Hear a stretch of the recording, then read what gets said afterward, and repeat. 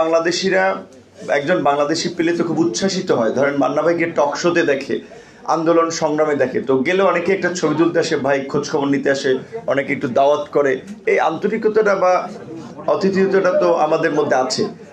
তো আমি যেখানে গিয়েছি সেখানে সবার একটা ভালোবাসা সমর্থন পেয়েছি, ছোটোখাটো ক্রাউড হয়ে গিয়েছিল। এবং মিডল ইস্টের 4টা দেশে আমি গিয়েছিলাম: ওমান, দুবাই, কাতার, সৌদি আরব আর সংযুক্ত আরব আমিরাত। 4টা দেশে গিয়েছিলাম। একটা দেশে ভালোভাবে সফরটা সম্পন্ন করতে পেরেছিলাম, কাতারে প্রথম। দ্বিতীয় এবং তৃতীয় যেখানেই গিয়েছি সেখানে ওই প্রোগ্রামে ঝামেলা করার জন্য, মারামারি করার জন্য, কিংবা প্রোগ্রামে একটা গন্ডগোল পাকানোর জন্য নানান ধরনের একটা তৎপরতা লক্ষ্য করেছি। এবং অনেক ক্ষেত্রে মিডল ইস্টে হয়তো সবাই জানে না, এখানে আমাদের নেতৃবৃন্দ বা আলোচকরা জানে, আমি দেখেছি যে রাস্তায় একবার একটা মার্কেটের সামনে গিয়েছিলাম, বাঙালি মার্কেট, অনেক লোক একেবারে ক্রাউড হয়ে গেছে, সড়ক বন্ধ হয়ে গেছিল। একজন পুলিশ আসছে শুধুমাত্র একটা গাড়ি নিয়ে, সমস্ত লোক যার যার মতো ফাঁকা, বিকজ তারা বুঝতে পারছে ক্যামেরা আছে, প্রযুক্তি এতটা ওদের মানে নিয়ন্ত্রিত, এই রাস্তাঘাট কিংবা মার্কেট সবাই কিন্তু পানিশমেন্টের আওতায় চলে আসবে। যাই হোক, পরে ওরা বুঝিয়েছিল যে সে বাংলাদেশের একজন রাইজিং লিডার, তাকে মানুষ ভালোবাসে, পছন্দ করে, এই জন্য এসেছিল। শেষ পর্যন্ত আমাকেও থানায় যাওয়া লাগবে এরকম পরিস্থিতি, তারপর কথা বলে ওরা সেটা বুঝতে পেরেছে। কিন্তু দুবাইয়ে যে ঘটনাটির শিকার হলাম, সেখানে আমার বিরুদ্ধে জঙ্গিবাদের এই কার্যক্রমের সংশ্লিষ্টতার অভিযোগ আনা হলো এবং জঙ্গিবাদের ফাইন্যান্সের সাথে জড়িত, মানে আমার সাথে যারা দেখা করেছে কিংবা এই প্রোগ্রামগুলো অর্গানাইজ করেছে, এইরকম অভিযোগ, যেটা এই গণ অভ্যুত্থানের যারা প্রতিবাদ করেছিল তাদের বিরুদ্ধে যেই কনসাল জেনারেল দিয়েছিল। তো মর্তুজা ভাই যেটা বলছিলেন এবং অনেকে বলছেন, তাকে দেশে আনা হয়েছে। আমরা অনেক কর্মকর্তা জানি, শুধুমাত্র এরকম একজন জামাল হোসেন না, বাংলাদেশেও থেকেও আইন শৃঙ্খলা বাহিনীর মধ্যে থেকেও সেম টোনে, যেই টোনটা ওবায়দুল কাদেররা কথা বলতো, হাসান মাহমুদ কথা বলতো, কথায় কথায় মানুষকে স্বাধীনতা বিরোধী ট্যাগ দেওয়া, মৌলবাদী ট্যাগ দেওয়া এবং জঙ্গিবাদের সাথে সংশ্লিষ্ট এরকম ট্যাগ দেওয়া। আরেকদিন আমি 2021 সালে আমাদের একটি প্রোগ্রামে, তখন রমনার ডিসি ছিলেন সাজ্জাদ হোসেন, ভদ্রলোক দেখতাম নামাজ কালাম পড়ে, তার মানে একটু ধার্মিক লোক। তো অন্য একটা মানুষ সম্পর্কে তো অপপ্রচার, প্রপাগান্ডা আপনি করতে পারেন না। আমাদের মিছিল ছিল এবং সেও সম্ভবত ঢাকা বিশ্ববিদ্যালয় থেকে পড়াশোনা করেছে। আমি তখন রানিং ডাকসুর ভিপি, আমরা মিছিলটা করলাম, সে দেখলাম এসে তার ফোর্স নিয়ে যে এটা কিসের মিছিল, এটা জঙ্গি জামাত শিবির, এদেরকে পিটাও। মানে এই যে একটা ট্যাগিং তারা চালু করেছিল এবং এইটাকে ন্যারেটিভ, এই ন্যারেটিভ তো এই সরকারের সাথে যারা সংশ্লিষ্ট ছিল, বিশেষ করে একদল অন্ধ অনুসরণকারী, তারা কিন্তু সর্বত্র এই ট্যাগিং দিয়ে মানুষকে নানানভাবে হয়রানি, নাজেহাল করেছে। এবং সবচেয়ে দুঃখজনক হচ্ছে, এই যে আমাদের দেশের প্রবাসী, তারা আমার দেশের মানুষ, তাদের বিরুদ্ধে যখন আমি কমপ্লেন দেই যে তারা জঙ্গি, উগ্র, স্বাধীনতা বিরোধী, তাহলে সে পাসপোর্ট নিয়ে কিভাবে দেশের বাইরে গেল, তাহলে তার পাসপোর্টটা কিভাবে ছিল, এইটা ওই দেশে আমাদের ভাবমূর্তি ক্ষুণ্ণ হয় না? তাহলে এই রকমের দেশের ভাবমূর্তি তো প্রকৃত অর্থে গত 15 বছর এরা ক্ষুণ্ণ করেছে। বিএনপি কিংবা জামাত করার সুবাদে কত মানুষকে নানানভাবে হয়রানি করেছে।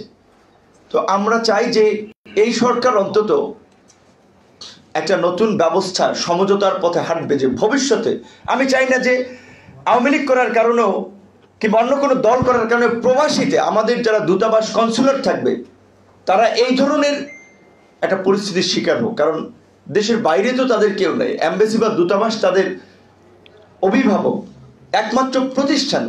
তারা যদি তার নাগরিকদেরকে ওন না করে, তাহলে তার যাওয়ার জায়গাটা কোথায়?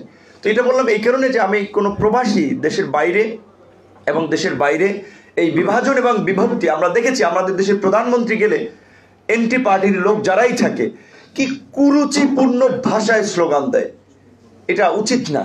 দেশের প্রধানমন্ত্রী, রাষ্ট্রপতি কিংবা এবার আমাদের ডক্টর মোহাম্মদ ইউনূস গেল, তার এমন কোনো মানুষ আছে যে তাকে সম্মান করে না তার কর্মকাণ্ড, ব্যক্তিত্বের কারণে, তার গুণের কারণে আন্তর্জাতিক মহলে সম্মানিত।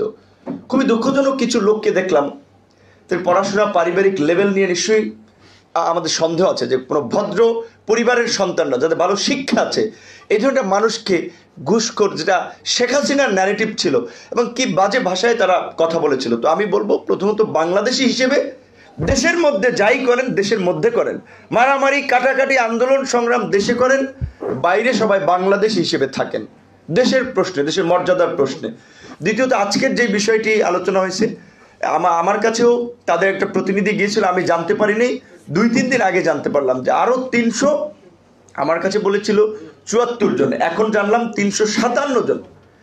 এখন আমরা জানি না তাহলে 57 জন মুক্তি পেয়েছে, নিশ্চয়ই সরকারকে ধন্যবাদ দিতে হয়। মধ্যপ্রাচ্যের আইন কানুন এত কঠোর রাজতন্ত্রের কারণে সেখানে 57 জনকে মুক্ত করেছে। এখন এখানে বাকিরা কেন মানে জেলে রইল? তাহলে কি তথ্যের গ্যাপ ছিল? আশা করি সরকার সেই দিকে মনোযোগ দিবে এবং ব্যক্তিগতভাবে মর্তুজা ভাইয়ের কানেক্টিভিটি আছে, আসিফ নজরুল থেকে শুরু করে প্রধান উপদেষ্টাকে রিচ করার আমাদের আছে, এখানে সবারই আছে। কাজে আমরা সবাই আমাদের জায়গা থেকে সেই প্রচেষ্টাটা চালাবো।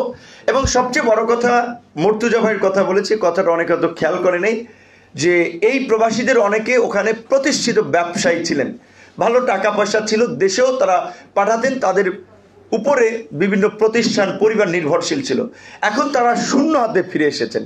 সুতরাং আমরা যদি এই আন্দোলনের অংশগ্রহণকারীদেরকে দ্বিতীয় মুক্তি সংগ্রামের লড়াকু যোদ্ধা হিসেবে স্বীকৃতি দেই, শহীদদেরকে আমরা স্মরণ করি, আহতদের আমরা স্মরণ করি, তাহলে এখন যারা বেঁচে আছে তাদেরকেও তো আমাদের মানে আমলে নেওয়া দরকার। এই মানুষগুলো যে ক্ষতিগ্রস্ত হয়েছে, জেনে শুনে বিষপান করেছে তারা, যে আমেরিকাতে প্রতিবাদ করা, ইউরোপে প্রতিবাদ করা আর মধ্যপ্রাচ্যে এক না, তারা জেনে শুনে প্রতিবাদ করেছে।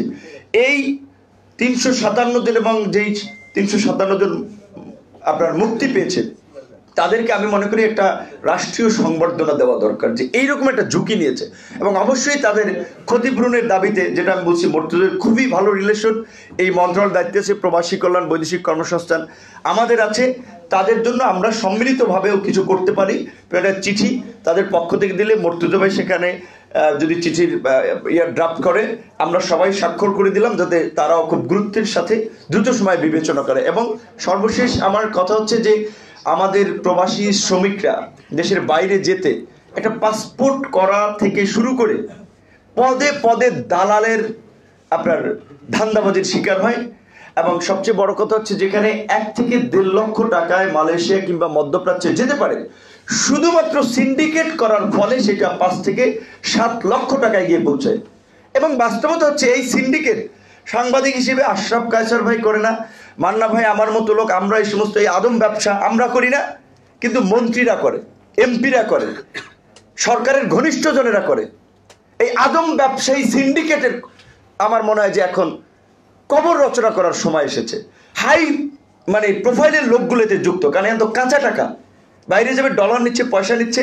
এমনকি দেশের বাইরেও কোনো সেবা পেতে হলে একটা নির্দিষ্ট সিন্ডিকেট, সালমান এফ রহমানের সাথে ইনভলভ ছিল, মোস্তফা কামাল সাহেব আপনার অর্থমন্ত্রী ছিলেন, তার প্রতিষ্ঠানের সাথে ইনভলভ ছিল। কার প্রতিষ্ঠান নাই? জাতীয় পার্টির মাসুদ সাহেব, যে মালয়েশিয়ার সিন্ডিকেটের কথা আসলো। তো এই সিন্ডিকেটটা ভাঙতে হবে, সিন্ডিকেট ভ্যানিশ করে দিতে হবে, একবার উন্মুক্ত। যদি এটা আপনার পাবলিকের জন্য উন্মুক্ত করা হয় তাহলে উন্মুক্ত পদ্ধতি যাবে। তবে আমার মনে হয় বাংলাদেশের কথা বিবেচনা করে জিটিজু পদ্ধতিতে যদি আমরা পাঠাতে পারি তাহলে সেটা সবচেয়ে বেটার হয়। কারণ অদক্ষ শ্রমিকরা কিংবা অবৈধভাবে কিছু মানে ফাঁক ফোকর দিকে নানান ধরনের ওখানেও একটা হয়রানির শিকার হয়, দরকার নেই। আমাদের যে ওভার পপুলেটেড একটা কান্ট্রি, এখন ডেমোগ্রাফিক ডিভিডেন্ড চলছে, এই তরুণদের কতক্ষণ শক্তি থাকবে? তাহলে আমাদের এই যে আরেকটা সেক্টর আরএমজি, শার্ট প্যান্ট বেচা অর্থনীতি কতদিন টিকবে? এর বিকল্প অর্থনীতিটা কি? শ্রমবাজার, আপনার মানুষ কতদিন বাইরে শ্রম বিক্রি করবে? এর বিকল্প অর্থনীতিটা কি? এইগুলো আমাদের চিন্তা করা দরকার। এই সরকার আশা করি সেই দিকে মনোযোগ দেবে। কিন্তু পরিস্থিতি যা, মানে অলরেডি 3 মাসের সরকারকে আমরা সহযোগিতা করতে চাই। আমরা তো চেয়েছিলাম যে সংবিধানের পরিবর্তন, আমরা অনেকগুলো পরিবর্তন চেয়েছিলাম, কারণ রাজনৈতিক দলগুলো 53 বছরে করে নাই। এখন আবার নানান কারণে সরকারের সাথে রাজনৈতিক দল এবং নাগরিক সমাজে একটা দূরত্ব তৈরি হচ্ছে বোধহয়, যার ফলে এখন তথ্যের গ্যাপ তৈরি হচ্ছে, কথাবার্তা পরিবর্তন হচ্ছে, আমাদেরকেও করতে হচ্ছে। বিকজ এখন যে আমরা একটা সংস্কারের কথা বলছি, আমরা জানি না এখন এই সরকার কতটুকু করতে পারবে। আর এইটাও আমি কথাটা অনেকে পছন্দ করবে না, অনেকে রাজনৈতিকভাবেও এটার জন্য আমার বিরুদ্ধে চলে যাবে, কিন্তু এটা পরিষ্কার, এই সরকার যদি সংস্কার করতে না পারে, কোনো সরকার ওইভাবে আমরা যেটা প্রত্যাশা করি নাগরিকরা রাজনীতির বাইরে উঠে সেটা পারবে না। সুতরাং সরকারকে বলবো আপনারা রাজনৈতিক দলগুলোর সাথে সম্পর্ক ধরে রেখে, নাগরিক সমাজের সাথে সম্পর্ক ধরে রেখে জন আকাঙ্ক্ষাকে ধারণ করে সংস্কারের পথে এগিয়ে যান। সংস্কারটা আমাদেরকে করতেই হবে। ধন্যবাদ। যথারীতি চমৎকার বললেন নুরুল হক নূর।